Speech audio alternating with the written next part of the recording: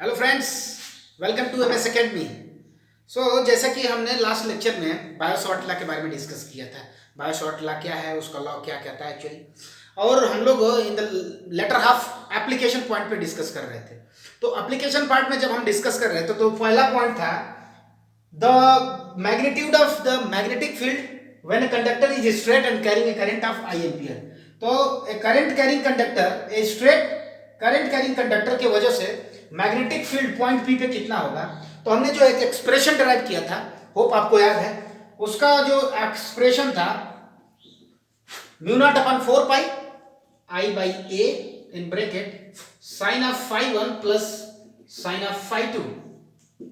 ये था आपका बी का एक्सप्रेशन, यानी कि किसी स्ट्रेट करंट कैरिंग कंडक्टर के वजह से किसी पॉइंट पी पे जो ए डिस्टेंस पे दूर हो कंडक्टर से, तो मैग्नीट्यूड ऑफ मैग्नेटिक फील्ड क्या होगा, आई अमाउंट ऑफ करंट यदि फ्लो हो रही है उस कंडक्टर में, उसकी वैल्यू होती है mu naught upon 4 pi I by A sine phi one plus sine phi to.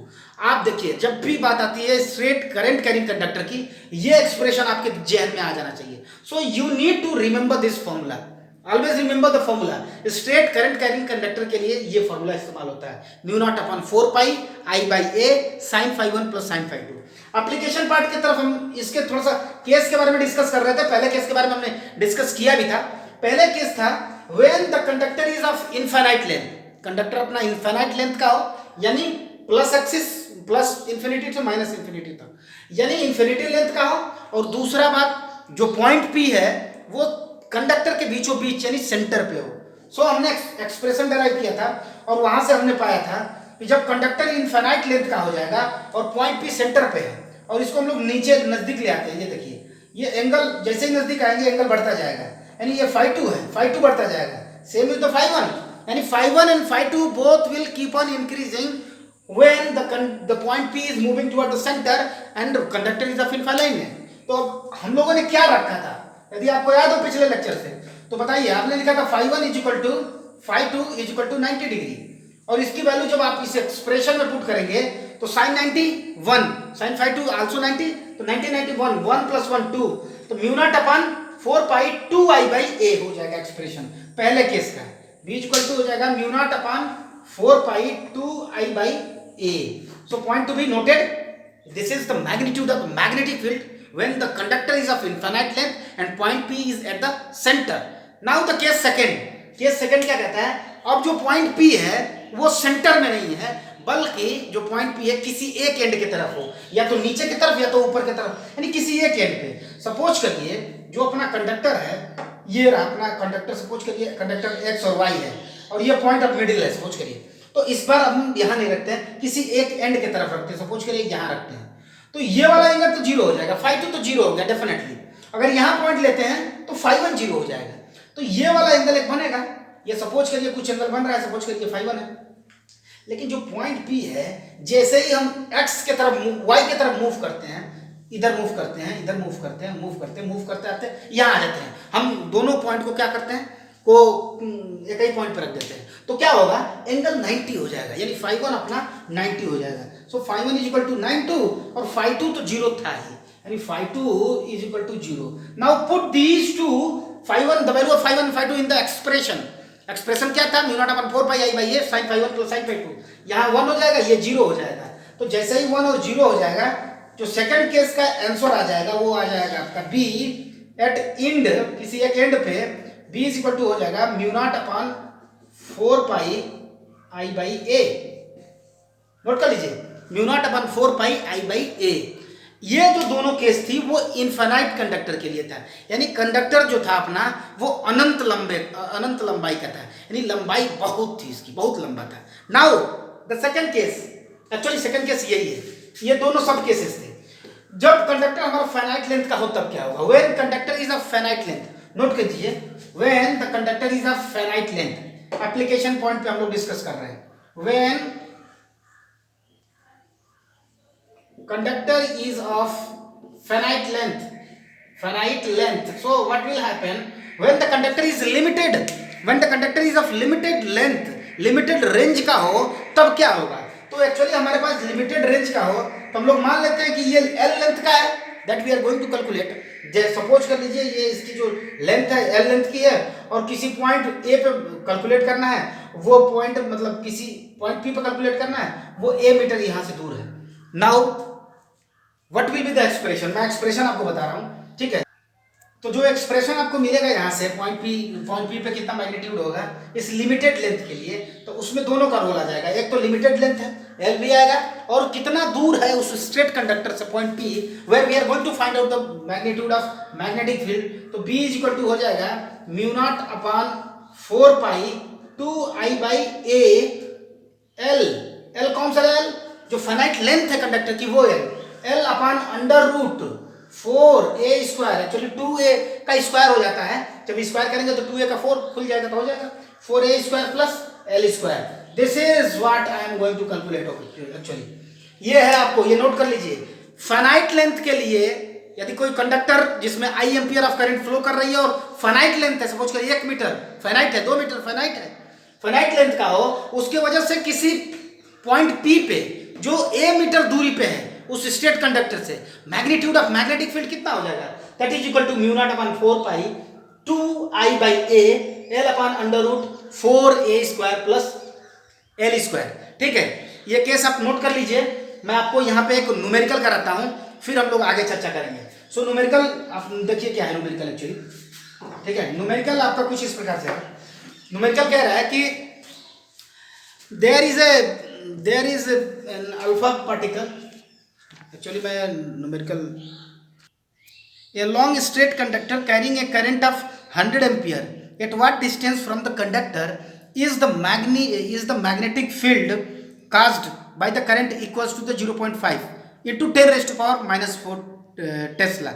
Tesla होती है ना मैग्नीट्यूड, उसका यूनिट, बी की जो यूनिट होती है वो टेस्ला होती है। तो अभी आपको क्या मिला, वो कह रहा है कि ए लॉन्ग स्ट्रेट कैरिंग कंडक्टर, एक कोई लॉन्ग है करंट कैरिंग कंडक्टर है जो कि 100 एम्पियर करंट को कैरी कर रहा है। कह रहा है कि एक लॉन्ग कंडक्टर है जो 100 एम्पियर करंट को कैरी कर रहा है, ठीक है।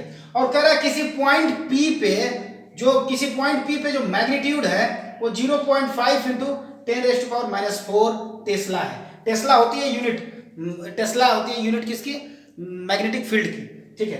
तो कह रहा है कि ये बताइए पॉइंट P कितना दूरी पे है, यही है क्वेश्चन।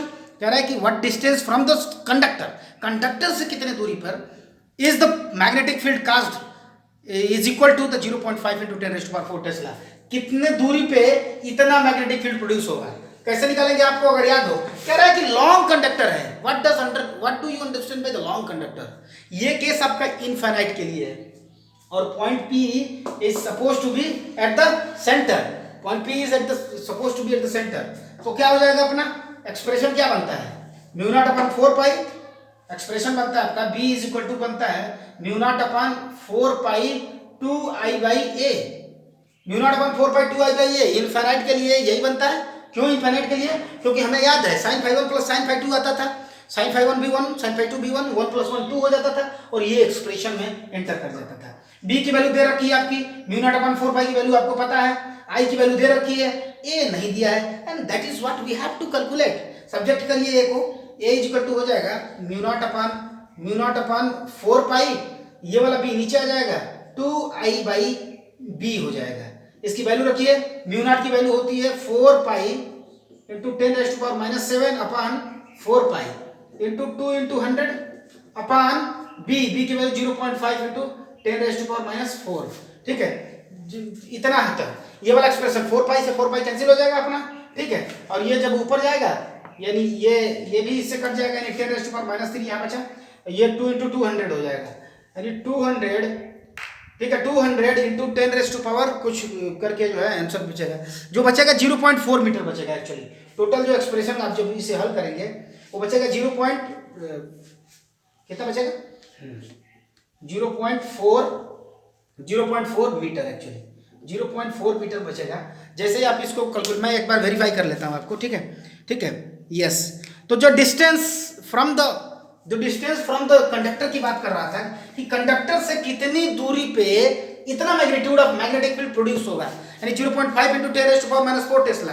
तो आप बता सकते हो कि 0.4 मीटर पे वो है पॉइंट, जितने उस पे जो है मैग्नीट्यूड इतना प्रोड्यूस हो रहा है, 0.5 into 10 raise to power minus 5 या 4 जो भी था, ठीक है। Now we are moving toward the new section, और न्यू सेक्शन में हम लोग देखेंगे कि ये तो हमने स्ट्रेट करंट कैरिंग कंडक्टर के बारे में चर्चा किया। अब हम लोग चलेंगे सर्कुलर के बारे में। सपोज करिए दूसरा एप्लीकेशन लिख लीजिए, दूसरा एक्सप्रेशन आप नोट कर लीजिए। तो आप लिख सकते हो यहाँ पे कि दूसरा एप्लीकेशन में हम लोग सर्कुलर कॉइल ले रहे हैं। दूसरे एप्लीकेशन में हम लोग सर्कुलर कॉइल एक ले रहे हैं। अभी हमने एन टर्न का ले लिया, एन टर्न का सपोज करिए, एक टर्न लीजिए। अभी एन टर्न के लिए हम लोग मल्टीप्लाई कर लेंगे, ठीक है, एक turn. And we are going to calculate the magnitude of magnetic field. इसमें करंट फ्लो हो रहा है आई, कितना करंट फ्लो है। सपोज करिए हमने कॉइल लिया आई, ठीक है, सपोज करिए हमने कॉइल लिया आई और उसमें आई एम्पियर ऑफ करंट को फ्लो हम लोग करा रहे हैं। सपोज करिए इसमें आई एम्पियर करंट फ्लो, तो यहाँ के सेंटर पे एक मैग्नेटिक फील्ड प्रोड्यूस होगा, डेफिनेटली होगा। तो what will be the magnitude of that magnetic field at the centre of a current carrying coil. That is the expression मैं आपको लिख रहा हूं, आप लिख सकते हो mu naught upon 4 pi I by A लिख सकते हो। यदि इसकी रेडियस ए है तो आई बाई ए होता है into angle subtend by coil at the centre, ठीक है। यानी आप लिख सकते हो कि जो भी अपना कॉइल है कि angle subtend by the coil at the centre, ये होता है v की value. v is equal to mu naught upon 4 pi I by a angle subtend by the coil at the centre. इसको नोट कर लीजिए आप। यदि पूरा सर्कुलर है, सपोज करिए, तो पूरा सर्कुलर है तो पूरे सर्कुलर में कितना एंगल होता है। एक सर्कल में जो सर्कमफेरेंस होता है कितने डिग्री एंगल बनाता है, इतना 180 हुआ, और 180 280, सॉरी 180 360, एंड 360 को अपन लोग क्या लिखते हैं, इसी को लिखते हैं हम लोग 2 पाई। पाई में 180 होता है ना, पाई में 180 तो 2 पाई में 360। Now put the value of angle in the expression. जैसे ही आप एक्सप्रेशन में लिखेंगे, सपोज करिए अपने पास सर्कुलर कॉइल है तो उसके लिए 2 पाई एंगल की वैल्यू 2 पाई हो जाएगी। तो b इज इक्वल टू कितना हो जाएगा, mu naught upon 4 pi 2 pi I by A हो जाएगा। समझ पा रहे हो आप, 2 पाई आई बाई ए। यदि हमने एक करंट एक कॉइल लिया है, कॉइल में एक से ज्यादा टर्न हो सकते हैं। सपोज करिए let the coil has n number of turns. यदि कॉइल में n नंबर ऑफ टर्न्स हो गए तो क्या हो जाएगा, यहाँ पे एंगल जो है बढ़ जाएगा, यानी कि जो है n से मल्टीप्लाई कर देंगे। तो b की वैल्यू कितनी हो जाएगी, b इज इक्वल टू हो जाएगा mu naught upon 4 pi 2 pi n into I upon a. That's what I want to tell you, ठीक है। यानी कि किसी कॉइल में यदि करंट आई एम्पियर की फ्लो कर रही है तो उसके सेंटर पे मैग्नीट्यूड ऑफ मैग्नेटिक फील्ड हो जाएगा mu naught upon 4 pi 2 pi I by A, यदि क्लोज है तो। यदि क्लोज बल्कि यदि नंबर ऑफ टर्न्स एक से ज्यादा है, सपोज करिए n नंबर ऑफ टर्न्स है तो n से मल्टीप्लाई हो जाएगा, तो mu naught upon 4 pi 2 pi n into I by A हो जाएगा। So this is what actually I was willing to. So this is the second application of Biot-Savart's law. This is the second application of Biot-Savart's law. इसको note कर लीजिएगा, काफी important है ये। आमतौर पे न्यूमेरिकल्स जो है पूछता रहता है, ये फॉर्मूला याद रखिएगा। अभी मैं जो तीसरा एप्लीकेशन करने जा रहा हूँ वो भी सिमिलर है, लेकिन उसमें और इसमें अंतर क्या है। अभी हमने जो सर्कल था या जो भी कॉइल था हमने इस प्लेन में रखा, अब प्लेन के परपेंडिकुलर रखते हैं। यानी सपोज करिए ये अपना कॉइल है, इस तरह से कुछ इस प्रकार से कॉइल है। And now I am going to find out the value of magnetic field किसी पॉइंट पी पे। सपोज करिए इसका एक्सिस है, सर्कल है, उसका सेंटर से अगर कोई पास करें हम लोग लाइन, उसका एक्सिस बन जाएगा।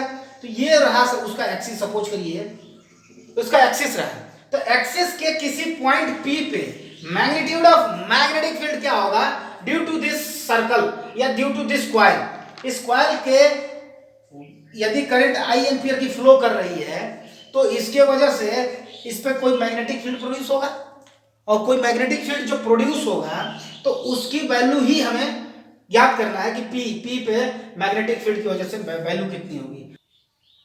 यानी कि अब देखो सपोज करिए ये आपका फाइबर रहा, ये आपका φ2 रहा, ठीक है। और ये हमने मान लिया कि ए जो है डायमीटर है, उस कॉइल की जो डायमीटर है ए मान लिया, और पॉइंट पी को हम लोग मान रहे हैं कि ये x डिस्टेंस पे है। Let the distance of the point P from the centre of the coil is x and the diameter of the coil is 2a, या रेडियस कह सकते हो आप a है।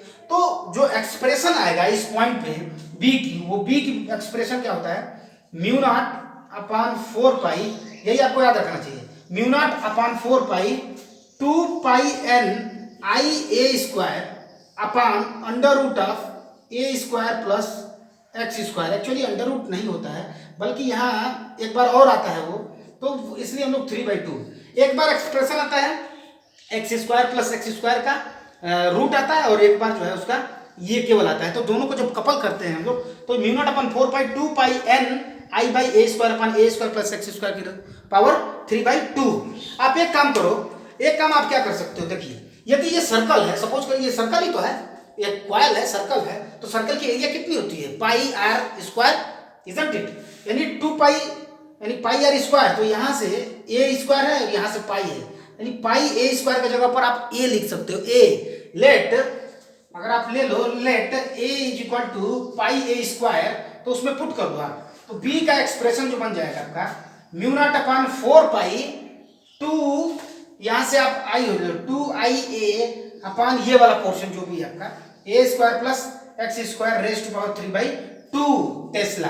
ठीक है, अब आपने मैग्नेटिज्म तो पढ़ा नहीं है, मैंने तो नहीं पढ़ा है। अगर आपने मैग्नेटिज्म पढ़ा हो तो आपको पता है क्या कि हम लोग यदि सपोज करिए अभी एक मिनट, करंट जो है हमने अभी एक कॉइल में लिया है, यदि नंबर ऑफ कॉइल्स हम इंक्रीज करें तो क्या होगा, व्हाट विल हैपन, यहाँ जो है एक्सप्रेशन n का आ जाएगा, यहाँ जो है n आ जाता है, ये वाला जो n है यहाँ रहता है। तो अगर आपको याद हो तो आपको बताया गया होगा कि जो NIA होता है, NIA इसको बोलते हैं हम लोग कैपिटल M, यानी मैग्नेटिक डाइपोल मोमेंट। नोट कर लीजिए यहाँ पे M इज इक्वल टू होता है मैग्नेटिक डाइपोल मोमेंट, उसकी जो वैल्यू होती है NIA के बराबर होती है। यानी कि जो NIA है यहाँ से आप चाहें तो आप इसको रिमूव कर सकते हो, इससे आप रिमूव करते हो, डिस्प्लेस कर सकते हो। तो जो B की वैल्यू मिलेगी आपको, वो मिलेगी म्यू नॉट अपॉन 4 पाई, यहाँ 2 as it is 2m capital M है, 2 capital M upon a square plus x square raised power 3/2। यानी आपको करना क्या है एक्चुअली, आप बताइए, आपको याद नहीं करना है सारी केसेस, आपको केवल एक्सप्रेशन याद रखना है, mu naught upon 4 pi 2 pi n i a square upon a square plus x square raised power 3/2।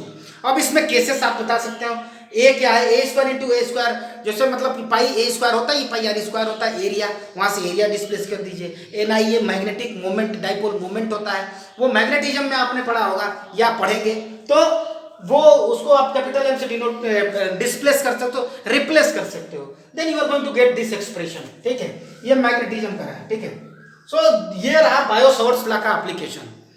अभी मैं जो बताने वाला हूँ वो बनाने वाला हूँ right hand thumb rule, right hand thumb rule की डिस्कस करेंगे, और उसके बाद हम लोग डिस्कस करेंगे स्क्रू लॉ की। This 2 point we are going to cover, then after we will bind up the video. ठीक है, तो अभी देखिए आप राइट हैंड थंब रूल को देखिए। First of all we are going to talk about right hand thumb rule. Heading, put the heading right hand thumb rule. तो आप हेडिंग लिख सकते हो, द हेडिंग इज मैंने बताया अभी डिस्कस कर, पहले देखते हैं right hand thumb rule. Right hand thumb rule, right hand thumb rule के बारे में चर्चा करें। We are going to talk about the right hand thumb rule. क्या है राइट हैंड थंब रूल, समझ करिए, कोई कंडक्टर है जिसमें करंट फ्लो कर रहा है I एम्पियर का। ठीक है, तो राइट हैंड थंब रूल ये कहता है कि अपना जो अंगूठा है उसको आप करंट की दिशा में रख दीजिए, इस दिशा में, और अपने जो फिंगर्स हैं उसका कर्वेचर बनाइए। सपोज करिए उनको मोड़ते रहिए, मोड़ने की जैसे, तो मोड़ते रहिए। तो जो डायरेक्शन ऑफ जो कर्वेचर है, जो direction of curvature of the fingers है, वही मैग्नेटिक फील्ड की डायरेक्शन होती है, यही मैग्नेटिक फील्ड की डायरेक्शन है, यही राइट हैंड थंब रूल है। होप आपको समझ में आ गया होगा right hand thumb rule. Right hand thumb rule states that when A current carrying conductor is carrying a current of I ampere, then we put our thumb in the direction of current and make the curvature of the rest of the fingers. Then the direction of the curvature of the rest of the fingers gives us the direction of the magnetic field. ये कहता है आपका right hand thumb rule. जो दूसरा rule है वो होता है आपका स्क्रू लॉ। मैं छोटे छोटे पॉइंट्स को भी डिस्कस करता हूँ, क्योंकि मुझे नहीं लगता कि मुझे लगता है कि कोई भी पॉइंट छूटना नहीं चाहिए। ठीक है। दूसरा स्क्रू लॉ समझिए, Maxwell screw law. Actually Maxwell एक साइंटिस्ट है, यदि याद हो आपको पिछले वीडियो में मैंने मैक्सवेल के फोर्थ इक्वेशन के बारे में चर्चा किया था। तो मैक्सवेल के बारे में हम लोग चर्चा करेंगे, लेकिन अभी समझिए कि वो एक साइंटिस्ट है। तो मैक्सवेल जो है, मैक्सवेल उसने भी एक रूल दिया था। उसने कहा था कि आप जो है, एक सपोज करिए आपके पास एक स्क्रू है और स्क्रू को आप इस तरह से रखिए, स्क्रू को आप इस तरह से कसिए, टाइट करिए, इस तरह से कसिए कि वो करंट के डायरेक्शन में आगे बढ़े। तो यदि हम स्क्रू को इधर से ऐसे इधर क्लॉकवाइज यदि रोटेट करते हैं, यहाँ पे इस पोजीशन की बात कर रहा हूँ, तो वो अंदर की तरफ जाएगा। In the direction of current it will propagate, ठीक है। तो जो direction of movement of the thumb है, वो कहता है जो थंब का मूवमेंट हो रहा है इसको स्क्रू को रोटेट करने में, the direction of the rotation of the thumb while rotating the screw in the direction of the current gives off the direction of magnetic field. जो थंब की डायरेक्शन है, स्क्रू को टाइट करने में जो थंब की डायरेक्शन है, movement की डायरेक्शन है, that is the direction of magnetic field. ये रहा आपका मैक्सवेल का, ये मैक्सवेल का स्क्रू लॉ रहा। This is the Maxwell screw law. तो होप आपको मैक्सवेल स्क्रू लॉ और राइट हैंड थंब रूल दोनों एक ही बात बताते हैं, magnetic field. Fleming left hand rule force बताता है आपको, ठीक है। तो इजी है, आप every points are as easy as others point, ठीक है। आपको समझने की बस एप्लीकेशन पॉइंट भी खत्म हो गया। बायो शॉर्ट लॉ इस तरह से खत्म हुआ। हमने एक न्यूमेरिकल के बारे में चर्चा किया, साथ ही साथ हमने देखा कि एप्लीकेशन में हम लोग 3 पॉइंट्स डिस्कस किए। एक स्टेट करंट कैरिंग कंडक्टर, दूसरा कॉइल था। कॉइल में यदि कॉइल में भी हमने 2 पॉइंट देखा, एक तो सेंटर पे और दूसरा क्या था, दूसरा था आपका उस पे एक्सिस पे। यदि एक्सिस वाले को देखें आप, तो एक्सिस वाले का एक्सप्रेशन क्या आ रहा था, mu naught upon 4 pi 2 pi n i a square upon under root of a square plus x square raised power 3/2 आ रहा था। यदि आपको याद हो तो, मुझे तो याद है, आपको भी याद हो गया होगा, ठीक है। Mu naught upon 4 pi 2 pi n i a square upon a square plus x square raised power 3/2। यहाँ से आप चाहे तो सर्कुलर कॉइल के सेंटर पे कितना होगा मैग्नेटिक फील्ड, इसको भी कैलकुलेट कर सकते हैं। सपोज करिए अपने पास एक ही टर्न है, n = 1, दैट्स ऑल। और ये सपोज करिए 2 टर्न है तो ये यहाँ 2 हो जाएगा। 3 टर्न है तो जितने टर्न है, as many number of turns you have, you will put the value of n as respective value, ठीक है। सपोज करिए हम लोग जो है सेंटर पे निकालने जा रहे हैं, तो मैंने बताया था कि ये x दूरी पे है, तो उसके लिए एक्सप्रेशन ये बना था। अगर सेंटर पे है तो ये x यहाँ आ जाएगा, यानी सेंटर पे x की वैल्यू क्या रखेंगे आप, 0 रखेंगे। जैसे ही 0 रखेंगे आप, इस एक्सप्रेशन में x = 0 रखिए, x बराबर 0 रखेंगे तो a क्यूब हो जाएगा नीचे, यहाँ से a क्यूब हो जाएगा और a स्क्वायर से ये कैंसिल हो जाएगा, यानी नीचे अपना a बचेगा। कितना बचेगा आपका, a बचेगा। यदि आपको याद हो तो म्यू0 upon 4 pi 2 pi n i/a ही एक्सप्रेशन आता था सेंटर पे। पिछला वाला जो हमने किया था, एक जो है नॉर्मली लेके कॉइल किया था, तो यही एक्सप्रेशन आता था। या दूसरा आप ये भी देख सकते हो, a square plus x square raised power जो 3/2 n i a स्क्वायर जो भी आता है, ठीक है। आप x को इनफाइनाइट पॉइंट पे ले सकते हो, तो वहां पे a को 0 कर दोगे। जब सेंटर पे लेंगे तो x को 0 कर देंगे, जब एक्सिस के इनफाइनाइट पॉइंट की बात करेंगे तो वहां पे हम लोग a को 0 कर देंगे। Radius is suppose to be neglected as compare to the distance of the axial length, ठीक है। उसको जो भी पॉइंट पे है, दूर है, तो सपोज करेंगे हम लोग कि वो a की रिस्पेक्ट में छोटा है, बड़ा है, इसलिए हम लोग a को निग्लेक्ट कर देंगे। तो यहाँ से भी आप वो वाली केस डिराइव कर सकते हो। तो ये application of Biot Savart's law रहा, तथा हमने Fleming right hand thumb rule और साथ ही साथ मैक्सवेल स्क्रू लॉ के बारे में भी हम लोग चर्चा किए थे। होप आपको ये वीडियो जरूर पसंद आया होगा। नेक्स्ट वीडियो में हम लोग क्या देखने वाले हैं, एम्पियर्स लॉ क्या कहता है, line integral of magnetic field क्या देता है, that we are going to discuss in the just next video, जिसमें कि एम्पियर्स लॉ और एम्पियर सर्किटल लॉ के एप्लीकेशन को भी हम लोग डिस्कस करेंगे डीपली। सो थैंक यू, बने रहिए, ज्यादा से ज्यादा लाइक करिए, शेयर करिए वीडियो को।